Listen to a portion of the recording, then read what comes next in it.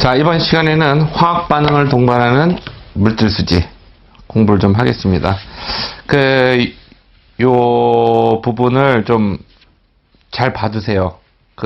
왜냐하면 시험에 요게 굉장히 많이 나와요. 굉장히 많이 나오니까 요 부분을 좀 공부를 좀 많이 해두세요. 요거 자, 화학 반응이 만약에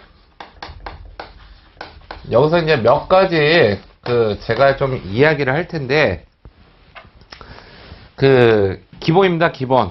이 화학공학에서 요거를 뭐 공부하는 데 있어서 자, 화학은 반응을 할 때 어떻게 되느냐, 아까도 얘기했듯이 뭐 다른 놈처럼 이렇게 뭐 쪼개서 이렇게 뭐 반응하거나 이게 아니라 원자나 분자가 어떻게 돼요? 이게 덩어리로, 원자들이 덩어리로 가죠. 이게 하나가 통째로 간다. 이게 안 쪼개니까. 그래서 보게 되면 이제 개수의 개념, 몰이라고 하는 걸 아까 도입했잖아요. 그래서 여기 보게 되면 이 앞에 나오는 이 화학 반응에서 이 개수비, 즉 뭐냐면은 A 대 B 대 C라고 하는 거. 자, 요게 굉장히 중요하게 작용을 합니다. 요 이제 양론비라고도 얘기를 하고 개수비라고도 얘기하는데, 요 개수비하고 같은 게 바로 뭐냐면 몰수비입니다. 몰수비. 자, 몰수비가 되고 그 다음에 뭐가 된다? 이거는 기체의 부피 비하고도 같은데, 아까도 얘기했듯이 기체의 부피가 나오면 항상 뭐가 같이 따라다닌다? 온도와 압력이 같이 따라다닌다. 일정해야 돼요. 자, 대신에 성립하지 않는 건 뭐가 성립하지 않느냐면, 자, 질량비가 성립하지 않죠. 질량비는 성립하지 않습니다. 대신에 질량비는 성립하지 않지만 질량 보존의 법칙, 즉 반응물의 질량의 총합은 생성물의 질량의 총합과 같다는 이 질량 보존의 법칙은 성립하니까 좀 요거 성립한다는 거 알고 계시고, 그 다음에 문제를 풀다 보게 되면 뭐 예를 들어서 뭐가 있느냐.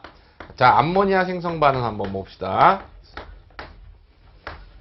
원래 이게 가역 반응인데 그냥 뭐 상태고 뭐고 다 생략하고 한번 간단하게 보겠습니다.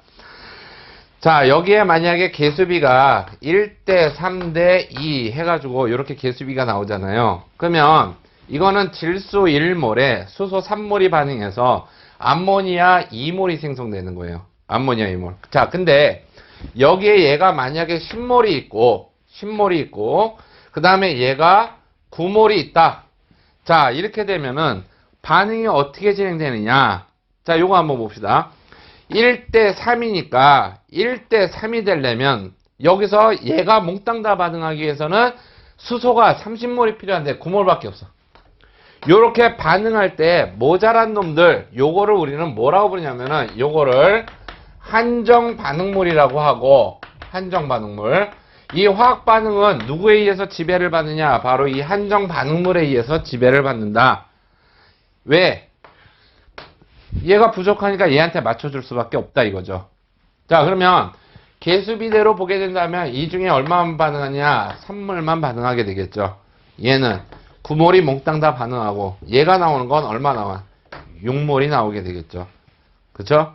자, 그러면 반응 전에는, 자, 반응 전을 한번 봅시다.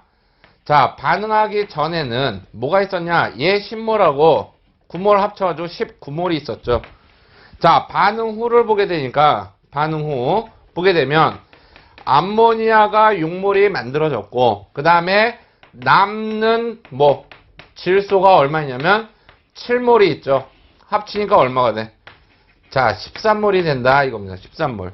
우리가 화학 반응 문제를 풀 때 반응 전후에 이 몰수 비교하는 거 요거 많이 나오는데, 요거를 한번 좀 봅시다. 뭐냐면 앞에 요 개수를 가지고 일단은 여러분들이 이걸 계산하기 전에 앞에 얘네들을 보고 이게 몰수가 늘어날 건지 아니면 줄어들 건지 미리 예측이 가능하다 이거죠. 뭐냐, 반응물의 개수의 합이 생성물의 개수의 합보다 크면 요거는 몰수가 어떻게 된다?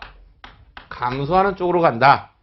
다음에 이게 만약에 얘보다 크다 라고 하면은 이때는 몰수가 어떻게 된다? 증가한다. 그러면 얘하고 같다라고 하면 몰수는 어떻게 되죠? 변함이 없다 이거예요. 그러면 자, 얘를 한번 좀 들어봅시다. 뭐가 있느냐 하면은, 자, 에틸렌의 연소 반응 한번 봅시다.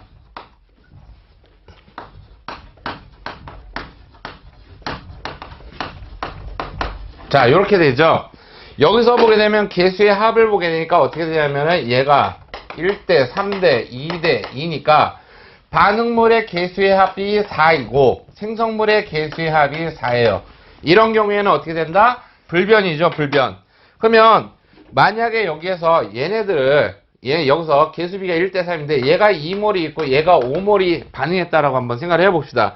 그러면 여기에서 한정 반응물은 누구냐? 얘죠. 왜? 여기 얘죠. 왜냐하면은 얘를 다 태우기 위해서는 6몰이 필요한데 5몰밖에 없으니까. 그러면 이 중에 3몰 반응하고 이 중에 1몰 반응하죠. 그래서 여기에서 얘가 얼마 나오냐면 플러스 2몰 나오고 얘도 플러스 2몰 나오니까 반응 전의 총 몰수는 얼마냐? 7몰이죠. 반응 후의 총 몰수 이것만 계산하면 안 돼요. 여기서 남는 것도 계산해야 되니까. 자, 남는 C2H4가 얼마냐? 1몰이 있고 그 다음에 남는 O2가 얼마? 2몰이 남으니까 이거를 전부 다 합쳐주게 되면 어떻게 돼? 7몰이 되죠. 자, 어떻게 됐어요? 반응 전후에 몰수 변화가 없었죠. 그쵸? 자, 그래서 이게 뭐냐면 여기에다가 어떤 장난을 치냐면 시험 문제에서 여기에다가 뭐 불활성 물질을 넣는다. 아니면 뭐가 뭐 들어있다. 생성물의 몰수 뭐 여기서 이거 서로 비교하는 거 나오는데 만약에 같다라고 하면은 여기에 뭐가 들어있든 상관없어요. 반응 전 몰수하고 반응 후 몰수는 항상 어떻게 돼? 같게 나올 수밖에 없다라고 하는 겁니다. 자, 여기서 여러 가지 용어가 나오는데 여기서 이제 전하율이라고 하는 거는 뭐냐면 여기서 이렇게 완전히 다 반응하는 경우가 있고 반응물 중에 일부만 반응해서 넘어가는 경우도 있어요. 자, 그러면 전하율은 뭐냐면 실제로 공급된 총 공급된 양분에 실제 반응을 해서 어떻게 돼? 바뀐 거, 생성물로 바뀐 양이 얼마냐? 이걸 물어보는 거예요. 그러면 여기서는 2몰을 넣었는데 실제로는 1몰만 반응했으니까 이때 전하율은 얼마가 되는 거예요? 0.5가 되는 거죠. 그쵸? 그래서 요 전하율은 실제로 그러니까 걔에 공급된 몰수분에 실제로 반응한 몰수를 전하율이라고 한다. 그 다음에 반응 완결도라고 하는 건 뭐냐면은 한정 반응물의 전하율입니다. 그게 반응률이라고 하는데 아까도 얘기했듯이 이 화학 반응은 누가 지배하느냐? 부족한 놈이 지배한다. 그래서 한정 반응물에 의해서 이 반응이 결정되는데 이때 나타내는 척도가 바로 뭐냐면 반응 완결도예요. 그래서 한정 반응물의 공급량분의 한정 반응물의 반응량이니까 이 경우에 완결도는 얼마가 되겠어요? 0.6이 되겠죠. 5분의 3이니까. 그 다음에 이제 수득률이라고 보통 얘기를 하는데 수율 뭐 일드라고 그러죠. 일드. 이거는 원료를 얼마를 넣어줬는데 원료 투입된 원료 대비 나온 제품 즉 생성된 양으로 정의가 되죠. 그래서 반응물 최초 공급량 그러니까 수율이 좋을수록 좋겠죠. 생성된 제품의 양이 많아지니까. 그래서 수득률이라고 보통 얘기를 하고 이 수득률은 거의 안 나오는데 어디서 나오냐면 그 무기공업화학에서 보게 되면 암모니아 여기서 많이 나오죠. 암모니아에서. 왜냐하면은 이게 몰수가 감소하는 반응이고 발열 반응이거든. 요게 발열 반응이기 때문에 몰수가 감소해야 되니까 기체 반응에서 몰수 감소시키려면 어떻게 돼? 압력을 높여주면 되거든. 압력을 높여가지고 원하는 제품 많이 얻어내고 발열 반응이니까 주변 온도 낮을수록 좋아. 그러니까 압력은 높게 하고 반응 온도는 낮게 했을 때 얘의 수득률이 높은데 문제는 뭐냐? 압력을 크게 하자니 장치가 너무 커지고 온도를 낮게 하자니 반응 속도가 느려지죠. 그래서 어떻게 한다? 이 적당한 촉매를 써가지고 한 200에서 300기압 놓고 온도는 한 300도씨 여기에서 반응을 시키죠. 그때 최적 수율이